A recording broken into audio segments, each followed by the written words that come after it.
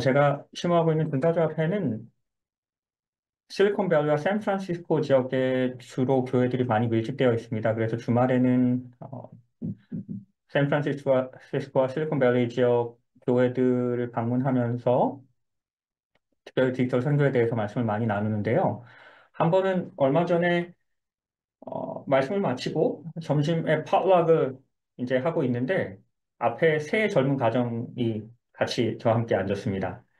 근데 이 가정들의 주 주제가 본인들 하는 일들에 대한 이야기였는데 아시는 것처럼 실리콘밸리 지역에는 IT 회사들이 밀집해 있습니다. IT 산업의 메카라고 불리죠. 근데 한 가정은 애플에서 일하는 가정이 있었고 한 가정은 페이스북에서 일하고 또 한 분은 구글에서 일하는 분이 되었습니다. 세 분이 이야기하면서 나누는 주제들이 본인들 회사가 더 좋다라는 내용들이 주 내용이었는데요. 그러다가 다른 한 분이 왔는데요. 그분은 엔비디아에서 일하는 분이었습니다. 여러분, 엔비디아라는 회사 이야기를 요즘 최근 들어서 많이 들어보셨죠?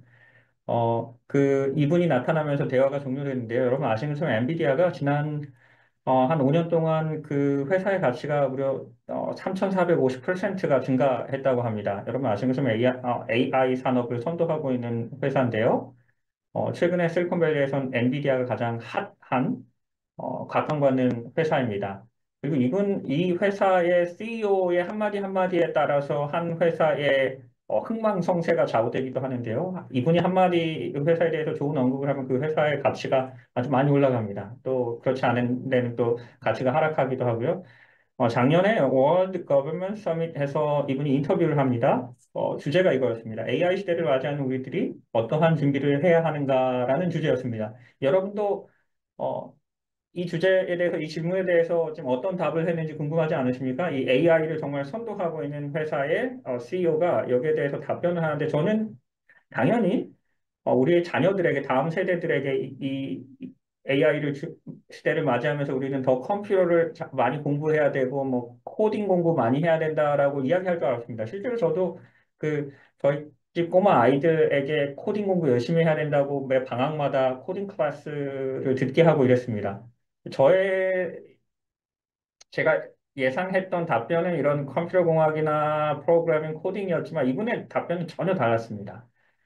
이분이 만약에 다시 공부할 수 있는 기회가 생긴다면 자기는 생명공학을 공부하겠다라고 이야기합니다. 그러면서 하는 말이 어, 생명의 신비는 아직까지 AI로도 정복할 수 없는, 근접할 수 없는 영역의 학문이라고 그래서 자기는 이 부분을 더 공부하고 싶다라고 합니다. 우리가 가진 말씀에 근거하면 이 생명공학, 인체는 그리고 창조는 신비의 영역입니다. 하나님께서 만드셨기 때문입니다. 오늘 말씀은 주로 이제 창세기와 계시록에 근거해서 하나님께서 우리를 어떻게 창조하셨는지에 대해서 말씀을 나누기 원하는데요. 우리가 가진 성경은 다음과 같이 시작합니다. 하나님이 태초에 하나님이 천지를 창조하셨다라는 선언으로 시작합니다. 존재하는 모든 것은 하나님께로부터 왔습니다. 그리고 이 창조는 우리가 이 아침마다 그리고 우리가 안식일마다 우리가 매일마다 하나님을 예배하는 이유입니다. 사단이 미워하고 숨기고 싶어 하는 사실이 하나 있다면 바로 이것입니다. 하나님께서 우리를 창조하셨다는 것입니다. 그러하기에 성경은 창조주 예배의 정당성을 선언함으로 시작하는 것입니다. 인류의 기원에 대한 수많은 논쟁과 혼란이 있어 왔던 이유는 분명합니다. 사단이 이 진리를 싫어하기 때문입니다. 창조는 그러하기에 창세기는 성경의 마지막 책인 계시록을 이해하는 데 있어서 아주 중요한 토대가 됩니다. 혹시 이 작품을 보신 적이 있습니까? 코미디언이라는 작품인데요. 이 작품은 벽에 덕테이프로 바나나를 하나 붙여 놓은 작품입니다. 2024년도 11월 뉴욕 소더비 경매에서 덕테이프로 붙인 이 바나나가 6.2 million 달러, 한 80억 정도죠. 한국 환율로는, 최근 환율로는, 한 80억에 팔렸습니다. 이 작품의 두 가지 구성 요소가 덕테이프하고 바나나입니다. 이렇게 바나나가 이렇게 저기 벽에다 붙여놓으면은 좀 있으면은 상하죠. 그래서 한 일주일 정도에 한 번씩 이 바나나를 새로 갈아준다고 합니다. 근데 이 바나나를 무려 80 86억이죠. 86억 정도 요즘 환율로는 86억에 누군가가 샀습니다. 참 이상한 일이죠. 또 하나 작품을 보여드리겠습니다. 혹시 이 작품의 이름이 뭔지, 제목이 뭔지 아십니까? 이 작품의 제목은 분수입니다. 이 작품은 1.8 million, 그러니까 한 25억 정도? 25억에 팔린 변기입니다. 여러분 집에 있는 변기를 떼어다가 이렇게 갤러리에다 놓으시면 누가 20억, 30억 주고 이런 작품을 사겠습니까? 그렇지 않습니다. 제가 어릴 적부터 미술 공부를 많이 할 수밖에 없었는데 저희 아버님이 선생님이셨는데 미술 선생님이셨습니다. 그래서 아버님 덕분에 어릴 적부터 많은 갤러리들을, 전시관들을, 전시회들을 갈 기회가 있었는데 한 번은 이런 비슷한 작품을 본 적이 있었습니다. 그래서 제 미술 선생님께, 저희 아버님께 한번 여쭤본 적이 있었어요. 저런 작품 정말 이해할 수가 없다고. 왜 저런 작품을 만들고 저렇게 전시관에다 놓으면 사람들이 이걸 사가는 것도 정말 신기했습니다. 그래서 이 작품은 얼마냐고 물어봤는데 아버님이 얼마라고 그 미술 선생님이 얘기하셨어요. 그래서 제가 아직도 어렸을 적이었는데 기억에 나는 게 그래서 물었습니다. 왜 저 이해할 수 없는 작품은 내가 만들어도 저거보다 더 잘 만들 것 같은데 저렇게 비싼 가격에 팔리는 것입니까? 라고 물었습니다. 미술 선생님의 답변이 명답이셨습니다. 미술 선생님 저 작품은 아주 유명한 작가가 만든 작품이라서 그렇게 비싸게 팔린단다라고 말씀하셨습니다. 정말 그런 것 같습니다. 이 작품도 이 미셸 두샴이라는 아주 유명한 현대 미술 작가가 어, 어디선가 이 변기를 떼어다 놨기 때문에 1.2 밀리언에 팔린 거고요. 코미디언이라는 이 바나나 작품도 마르치오 카텔란이라는 아주 유명한 작가가 만든 작품이기 때문에 이렇게 비싼 86억에 팔리는 것입니다. 그래서 이 미술 작품들을 봤을 때 우리는 이렇게 이야기할 수 있을 것입니다. 그 작품의 가치는 작가가 결정합니다. 어떤 정말 그 피카소의 작품도 이해할 수 없지 않습니까? 그런데 피카소가 그렸기 때문에 만들었기 때문에 그 작품의 가치가 그렇게 값어치 있는 것입니다. 성경은 오늘 우리에게 이 아침에 이와 같이 이야기합니다. 우리는 그의 만드신 바라. 이 에베소서 2장 10절의 말씀을 New Living Translation 버전에서는 다음과 같이 이야기하는데요. 번역했는데요. For we are God's masterpiece. 이 masterpiece를 굳이 한국말로 번역을 하면은 걸작 작품이라고 또 이야기할 수 있을 것입니다. 하나님이 우리를 창조하시고 우리를 만드셨는데 하나님께서 우리를 어떻게 만드셨습니까? 작품으로, 걸작으로 만드셨습니다. 오늘 이 아침에 어, 우리 스스로를 바라보시면서 여러분의 거울을 보시면서 오 걸작하고 본인 스스로를 이렇게 칭찬하시고 인사해 보시기 바랍니다. 우리의 삶이 냄새, 전기와 같아 보일 수도 있습니다. 우리가 그렇게 우리의 삶이 아름답지 않아 보일 수도 있습니다. 그러나 그럼에도 불구하고 우리는 하나님의 걸작이고 작품이라는 것입니다. 나의 삶의 가치는 내가 결정하는 것이 아니고 우리를 만드신 하나님께서 결정하십니다. 그리고 하나님께서는 우리를 작품으로, 걸작으로 창조하셨습니다. 하나님께서 우리를 창조하실 때 첫째 날은 빛으로, 둘째 날은 궁창을, 셋째 날은 땅과 식물을, 그리고 넷째 날은 해, 달, 별을 만드셨습니다. 그리고 다섯 번째 날은 여러분들이 아시는 것처럼 물고기와 새를 만드십니다. 그리고 여섯 번째 날은 동물을 만드시고 마지막으로 사람을 만드셨습니다. 이 빛과 해, 달, 별에는 어떠한 상관관계가 있습니다. 빛은 이런 발광체입니다. 그리고 이 해를 이야기할 때 빛은 히브리어 원어로 오르라고 하는데요. 해는 그 앞에 무라는 단어가 하나 더 붙습니다. 오르를 해라고 합니다. 무라는 것은 어떠한 무엇인가를 담는 하나의 그릇과 같은 것입니다. 빛이라는 발광체로 거대한 그 빛을 담는 그릇을 만드셨습니다. 그것이 달, 별이었습니다. 그리고 둘째 날은 하나님께서 궁창이라는 하나의 공간을 만드시고 그곳에 새와 물고기를 넣으셨습니다. 그리고 하나님께서 셋째 날은 땅을 만드시고 그 땅 위에 동물들을 채우셨습니다. 그래서 이 창조의 구조를 조성과 채움이라고 이야기합니다. 이를 통해서 우리가 알아야 될 중요한 창조의 구조는 사실 첫째 날, 둘째 날, 셋째 날은 넷째, 다섯째, 여섯째 날을 채우기 위한 하나의 조성이라는 것입니다. 그러나 큰 맥락과 틀에서 첫째 날부터 여섯째 날까지 이 모두는 마지막 채움을 위한 하나의 준비, 조성이라는 것입니다. 무엇을 위한 조성이었습니까? 바로 우리를 위한 마지막으로 사람을 창조하셔서 채우시기 위한 이 모든 것이 하나의 준비며 조성이었다는 것입니다. 그래서 하나님께서 마지막으로 사람까지도 다 창조하신 후에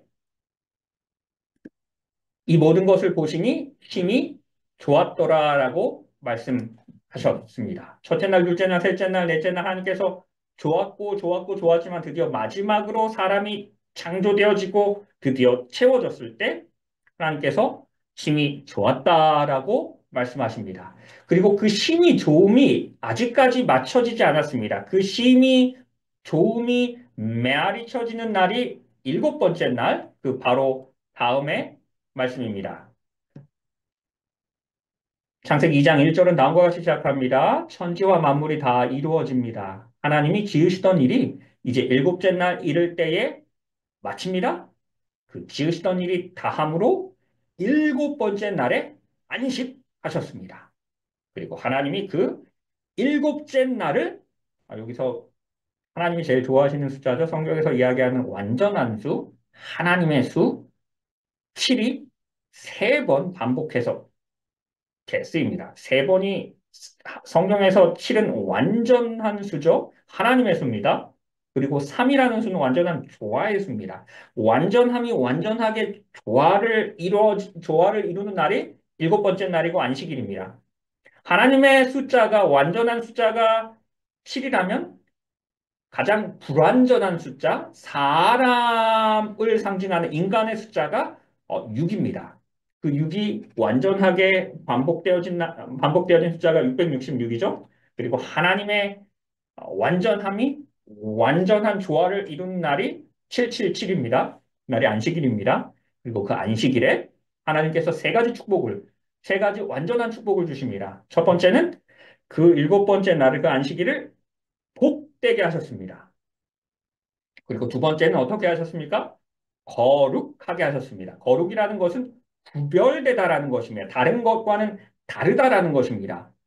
그리고 이는 하나님이 그 창조하시며 만드시던 모든 일을 마치시니 그날에 안식하셨습니다. 쉬셨습니다. 하나님께서 안식일이라는 날을 하루 더 만드신 이유가 이 창세기 2장 1절에서 3절에 다 들어 있습니다. 하나님께서 우리를 복주시고 거룩하게 하시고 우리와 함께 더불어 안식하시기 원하셨기 때문입니다. 그리고 그 창조를 기념하시기 위함이었습니다. 쉼과 복과 거룩입니다. 사실 이 창조의 목적은 안식일에 있습니다. 일곱 번째 날이 바로 하나님께서 이 온 세상을 만드신 이유이며 목적입니다. 여기 아주 좋은 집이 있다라고 생각을 해보시기 바랍니다. 거대한 집이 있습니다. 아주 큰 집이고 아주 좋은 집이고 아주 좋은 뷰를 가진 집입니다. 그런데 그런데 그 집에 아무도 없다라고 생각해 보시기 바랍니다. 아주 좋은 집이지만 아주 큰 집이고 아주 모던한 새로운 집이지만 아무도 그 집에 살지 않습니다. 그러면은 그 집이 집으로서의 가치와 목적이 있습니까? 그냥 아주 크고 좋은 거대한 빈집입니다. 그 빈집은 집으로서의 가치가 아무런 효용 가치가 없는 것입니다. 그 집의 가치는 그곳에 온 가족들이 그곳에서 쉼과 복과 거룩 구별된 다른 곳과는 구별된 우리 가족들만의 안전한 공간을 가질 때 그 집이 집으로서의 가치가 있는 것입니다. 마찬가지입니다. 하나님께서 이 거대하고 아름다운 집을 주셨습니다. 지구라는 집을 창조하셨습니다.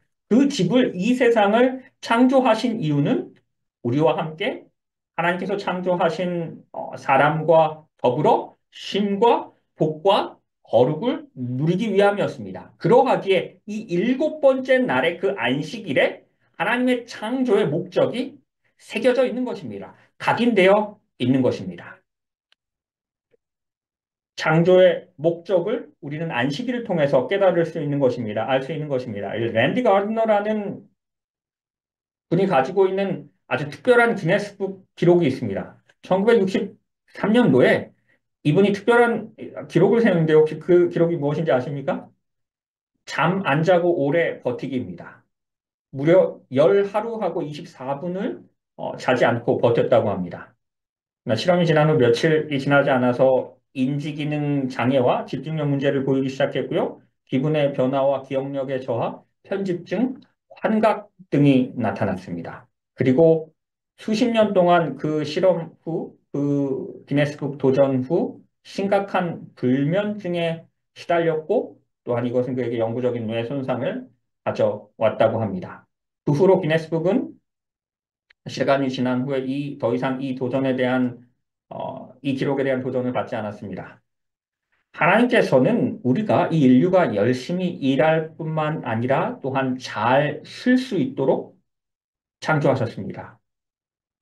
하나님께서는 안식일을 통해서 우리가 육적으로 영적으로 쉬기 원하십니다. 하나님께서 우리에게 분명하게 명령하셨습니다. 십계명을 통해서 십계명의 네 번째 계명을 통해서 이 안식일 기억하여 거룩히 지키라. 출애굽기 20장에 기록된 십계명의 넷째 계명입니다. 이렇게 말씀하시면서 다음과 같이 이야기하십니다. 엿새 동안에 나 여호와가 하늘과 땅과 바다와 그 가운데 모든 것들을 만들고 안식일에 쉬셨기 때문입니다. 그러므로 나 여호와가 안식일을 복되게 하셨습니다. 그리고 또 무엇 하셨습니까? 거룩하게 하셨습니다. 창세기 2장 1절에서 3절의 그 용어들을 그대로 되풀이하여 사용하고 있는 것입니다. 이 네 번째 계명은 창조의 언어로 쓰여졌습니다. 그리고 이 네 번째 계명을 통해서 그 창조의 이유를, 그 목적을 각인시키셨습니다. 이 네 번째 계명이 우리에게 이야기하고 있는 핵심은 이것입니다. 우리 하나님께서 우리의 창조주라는 것입니다. 바로 그것이 우리가 우리 하나님을 예배하는 이유입니다. 그러나 하나님께서는 우리가 이 안식일을 쉼과 더불어 거룩하게, 다른 날과는 구별되게 거룩하게 지키라라고 명하십니다. 그리고 이 안식일을 특별히 기억하라라고 말씀하셨습니다. 명령하셨습니다. 다른 성경의 어떤 계명에도 거룩이라는 단어가 들어간 계명이 또한 기억하라라는 계명이 없습니다. 이 네 번째 계명에만 특별히 거룩하게 지키라라고 말씀하셨고 특별히 기억하라라고 말씀하셨습니다. 저희 집 꼬마 아이가 한 번은 학교에 숙제를 가지고 가는 것을 잃어버렸습니다. 집에서 아주 밤늦게까지 열심히 숙제를 잘 해갖고 그 완료를 했는데 숙제를 안 가져간 것입니다. 그래서 그 다음 날부터는 제가 이 아이를 볼 때마다 한동안 계속해서 인사를 학교 잘 다녀라가 아니라 숙제 챙겼니? 숙제 잃어버리지 말고 기억해라가 한동안의 인사가 되었습니다. 하나님께서 우리에게 이 네 번째 계명에 성문화하여 우리에게 기억하라라고 명령하신 이유는 하나님께서 우리가 이 계명을 이 창조주 하나님을 경배하는 창조의 목적이 각인되어 있는 이 계명을 잊어버릴 것을 우리로 하여금 하나님을 예배해야 하는 이유를 우리에게 날마다 날마다 상기시켜주는 그 네 번째 계명을 잊어버릴 것을 아셨기 때문입니다. 만약에 인류가 이 네 번째 계명만 기억했더라면 인류의 기원에 대한 대혼돈은 아마 없었을 것입니다. 많은 학교들에서 진화론을 가르치는 그러한 불행은 일어나지 않았을 것입니다. 이 네 번째 계명을 잃어버렸기 때문입니다. 하나님이 살아계시다면, 하나님이 존재한다면 사단도 역시 존재합니다.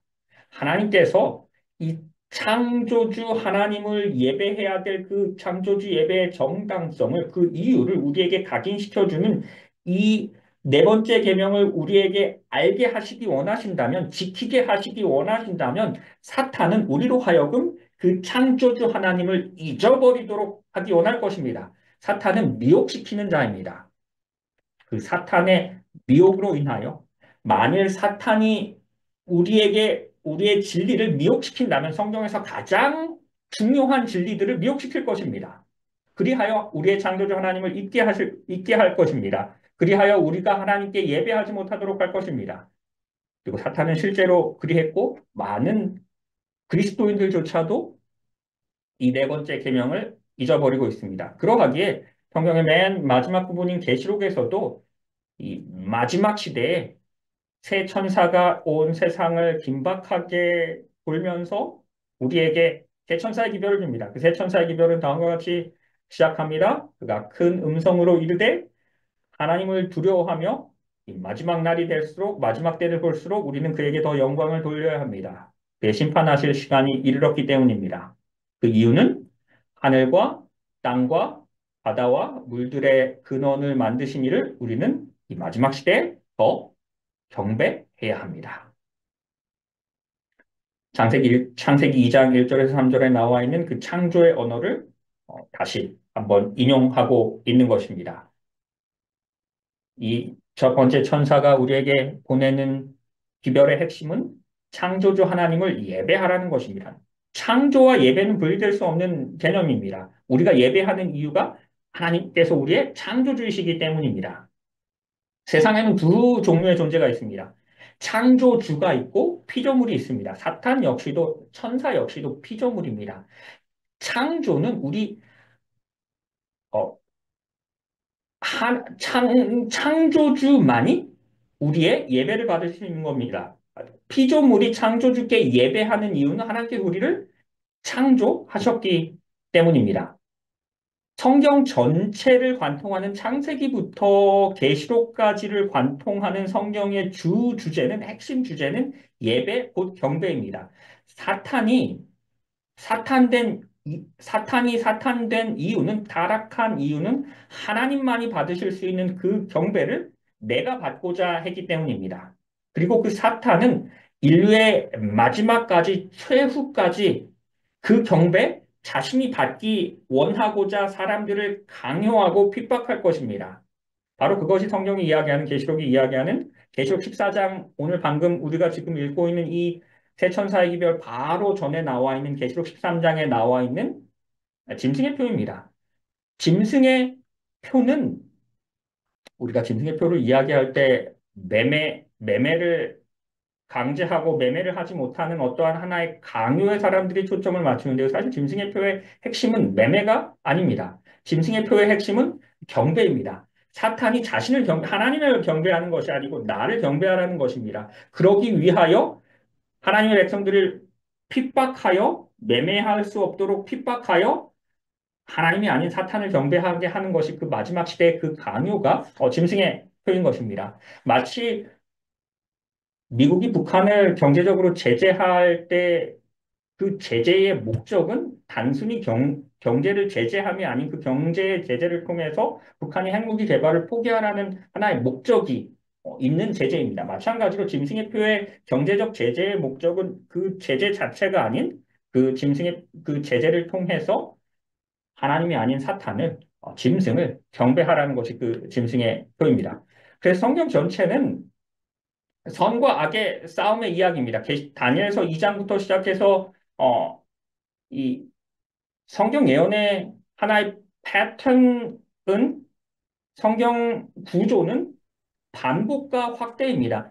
다니엘서 2장의 이야기가 그대로 다니엘서 7장에서 이 금신상의 이야기가 이 네 짐승을 통해서 다시 한번 강조될 때 성경은 분명히 강조하는 바가 또 다른 강조점이 있는 것입니다. 다니엘서 2장에서의 강조점은 무엇입니까? 바벨론서부터 시작해서 바벨론과 페르시아와 그리스도와 로마의 예언을 통해서 우리에게 보여주고자 하는 다니엘서 2장의 분명한 강조점은 마지막 다섯 번째 나라 돌나라의 재림입니다. 예수 그리스도의 재림이 이 다니엘서 2장에서 우리에게 강조하는 바입니다. 사실 바벨론서부터 시작해서 로마와 이 여기서 이야기하여 드러내어 보이는 것은 어, 사탄이 이 인류의 세력을 짐승들을 사용해서 하나님의 백성들을 핍박하는 이야기입니다. 사실 바벨론은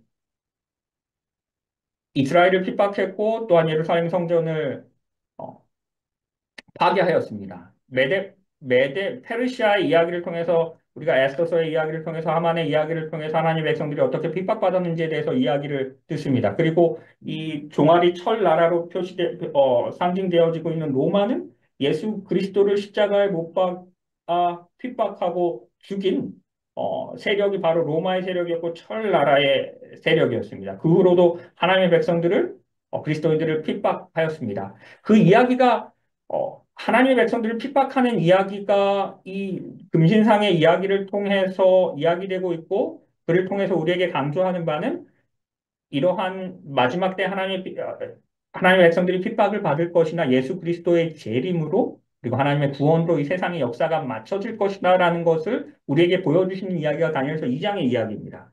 그리고 그 이야기가 다시 반복됩니다. 다니엘서 7장에서 이 네 짐승을 통해서 다시 한번 반복되면서 다니엘서 2장이 강조하는 바가 재림이었다면 다니엘서 7장에서는 강조하는 마지막 강조점은 작은 뿔입니다. 작은 뿔의 등장입니다.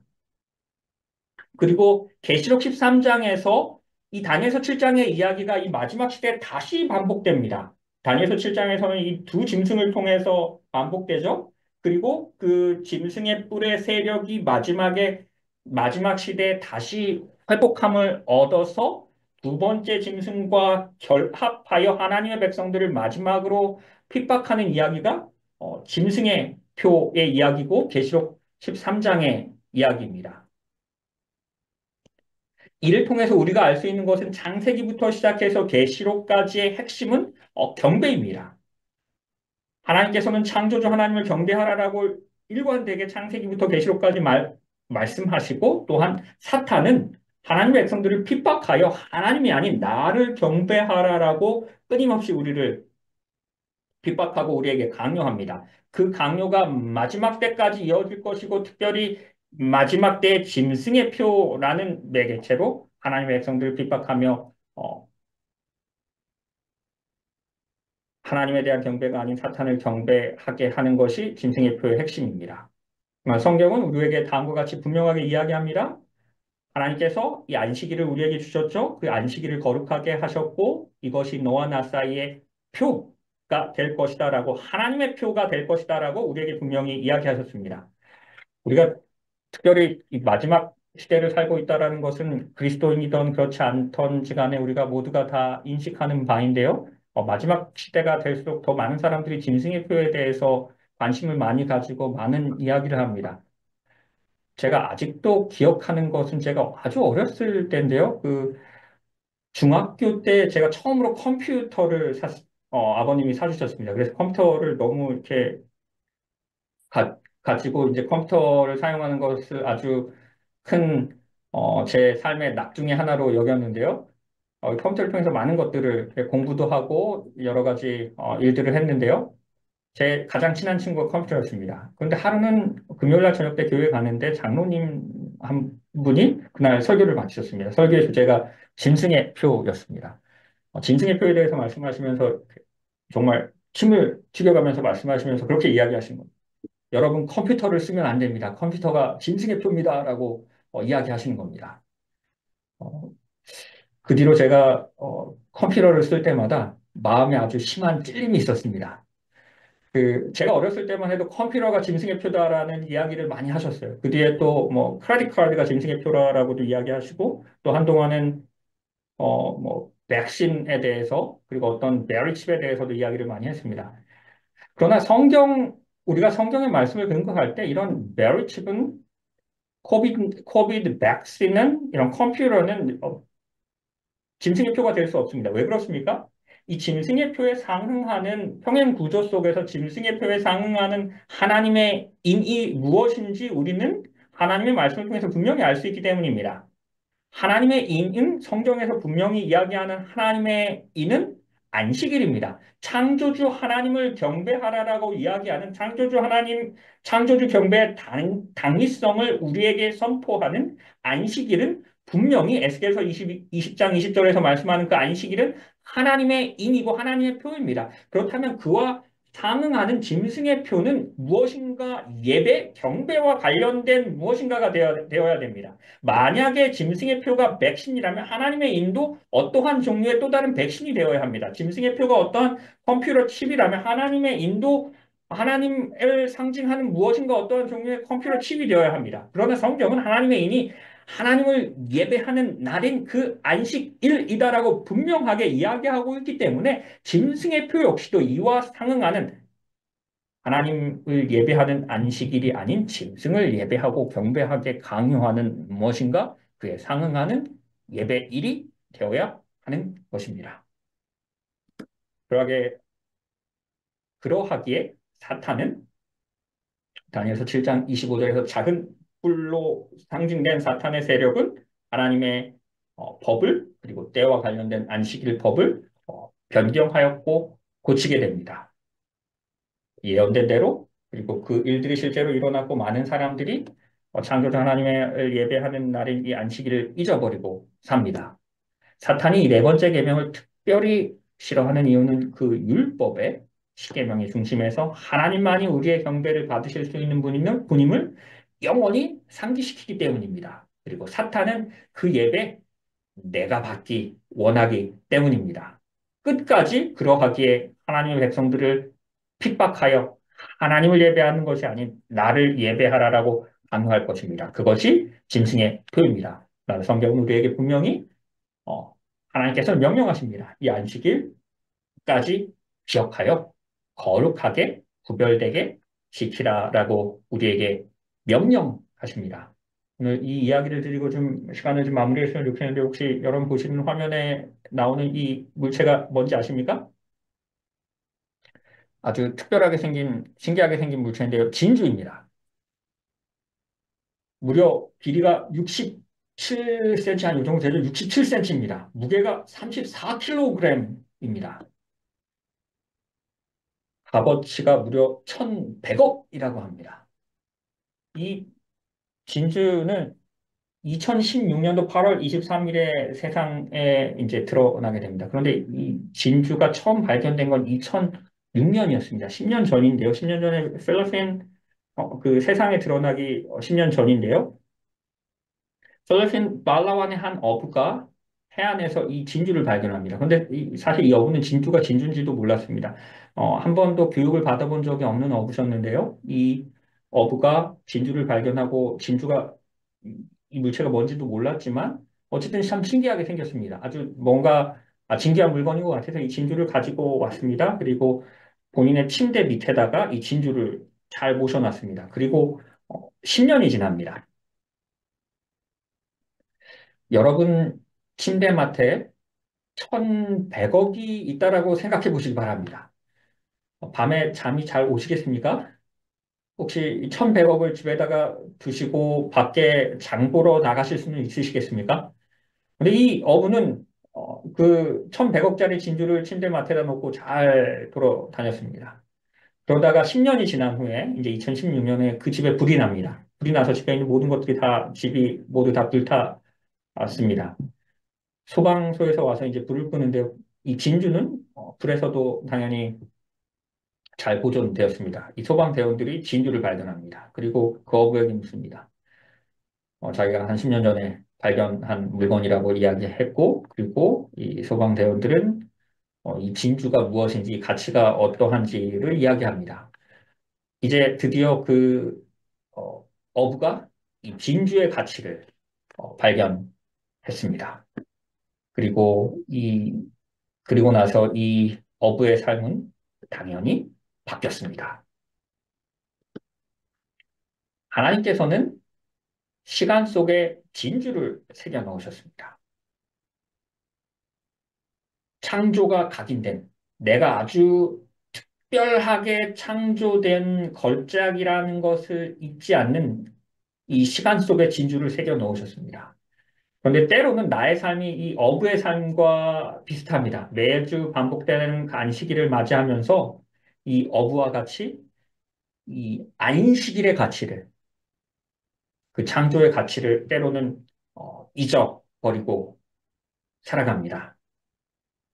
우리 모두가 이 시간 속에 새겨 넣으신 이 진주와 같은 안식일을 우리가 모두 잊지 마시고 기억하게 되시기를 주님의 이름으로 축원합니다. 창조가 각인된 아주 특별한 날, 내가 아주 걸작이라는 걸 하나님의 자녀로 창조되었다는 것을 작품으로 창조되었다라는 것을 다시 한번 기억하는 날, 특별한 우리 하나님 아버지를 다시 한번 만나는 날, 우리의 영과 육이 새롭게 되는 날, 그리고 그 하나님께서 우리에게 허락하실 구원을 미리 맛보아 경험하는 날, 쉼과 복과 거룩함을 우리가 함께 경험하는 날, 그 안식일을 우리가 모두 기억하게 되시고, 그리고 그 안식일의 진리를 함께 이웃들에게, 가족들에게 나눌 수 있는 우리 모두가 되길 바라면서 오늘 말씀을 드리겠습니다. 감사합니다.